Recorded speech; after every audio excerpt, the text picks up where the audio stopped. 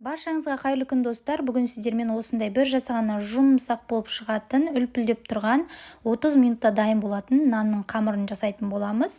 Бізге керегі ұн, сұйық май, ашытқы және үйде бар болса сметан, қалған және тұз.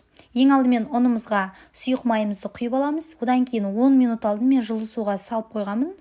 Құрғақ ашытқыны соны құямыз. Ашып дайын тұр. Одан кейін сметан салу маңызды емес, жоқ болса салмай қойсаңыздар да болады. Және де тұзымызды салып аламыз. Одан кейін жылы суымызды құйып, қамырымызды орташа жұмсақтықта ашытып аламыз.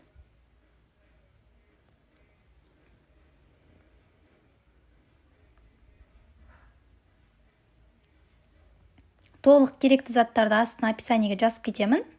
Қамырымыз дайын болды. Қатты жұмсақ та емес, қатты да емес, орташа.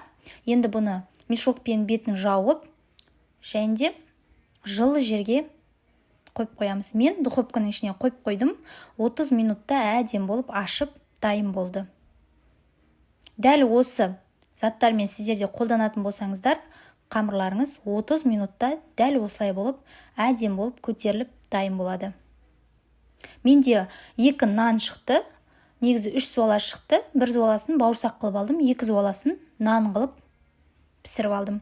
Осылай алдын ала тапаға салып аламыз. Тапада 15 минут қайтадан пештің ішіне салып қоямыз. Кішкене көтерілу керек. Сол кезде үлпілдек булочка сияқты нан болып шығады. Бетін жауып, духовкаға салып қойдым 15 минуттай. Және де мінекей көрдіңіздер ме, әдем болып көтерілген. Тағы да жаңағы басқан жерлеріміз қайтадан үстінен басып шығамыз да, үстінен жұмыртқаның сарысынан жағып жібереміз. Піскен кезде сап-сары болып піседі. Және де өздеріңіздің қалауларыңызға үстіне осындай әдемілік үшін сепсеңіздер де болады.